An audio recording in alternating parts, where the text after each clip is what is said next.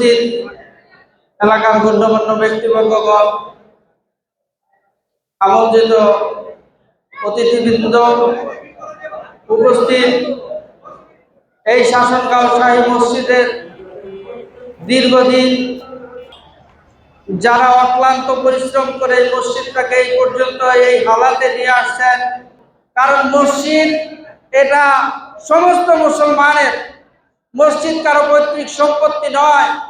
এটা মুসলমান আল্লাহ পাকের বিধান অনুযায়ী মসজিদই একমাত্র এমন জায়গা যেখানে রাজা এবং ফকির একসাথে দাঁড়ায় জামাতে নামাজ পড়েন। পৃথিবীতে আর কোন ধর্মের ভিতরে এই বৈষম্যহীনতা নাই, একমাত্র মুসলমান ধর্মে আল্লাহ তাআলা এই বিধান রাখছেন। আমি এই অনুষ্ঠানটি দেখে সত্যি অভিভূত হয়েছি যে আমরা ইচ্ছা করলে সবই পারি, আবার কিছুই পারি না।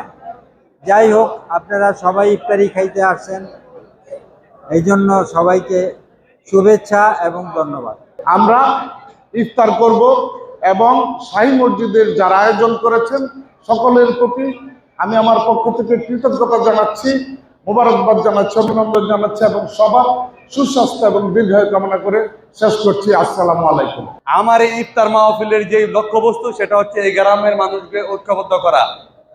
আমি ঐক্যবদ্ধ করার লক্ষ্যে কাজ করছি, আপনি আমাকে সহযোগিতা করবেন। প্রত্যেকের কাছে দোয়া ও সহযোগিতা চাই। সকলকে ধন্যবাদ জানিয়ে এবং সুশৃঙ্খলভাবে ইফতার গ্রহণ করার অনুরোধ জানিয়ে এখানে শেষ করছি। আল্লাহ হাফেজ।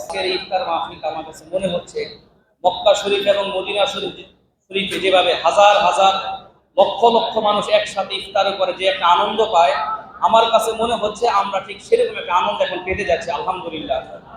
এবং আমি অন্তর থেকে দোয়া করি যারা এই সুন্দর এই পরিবেশ সৃষ্টি করলো, যারা এলাকার মানুষদেরকে, আমার মন বলে স্বাধীনতার পরে বিগত 50-53 বছরে এই শাসনগাঁও এলাকায় সমগ্র এলাকার মানুষদেরকে নিয়ে একসাথে এত বৃহৎ বড় ইফতার মাহফিল আগে কোনো হয়েছে বলে আমার মনে পড়ে না।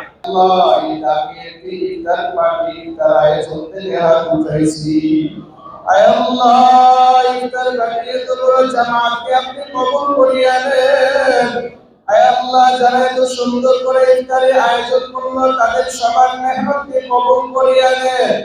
আয় আল্লাহ সবার গুনাহ খাতা আপনি মাফ করিয়া দেন। আয় আল্লাহ ইফতারে যারা টাকা পয়সা দিয়ে অংশগ্রহণ করেছে সবার দানগুলো কবুল করিয়া দেন। আয় আল্লাহ এত সুন্দর ইফতার এবং আয়োজনের প্রতি বছর হয় আপনি তৌফিক দান করেন। আয় আল্লাহ ইফতারের জামাতের খবর আপনার পয়গম্বরের রওজা পাকে পৌঁছায় দেন। আয় আল্লাহ এলাকার মধ্যে খাস রহমত বরকত দান করেন। আয় আল্লাহ এলাকাবাসী সবাইকে এক এবং নেক হয়ে চলার তৌফিক দান করেন।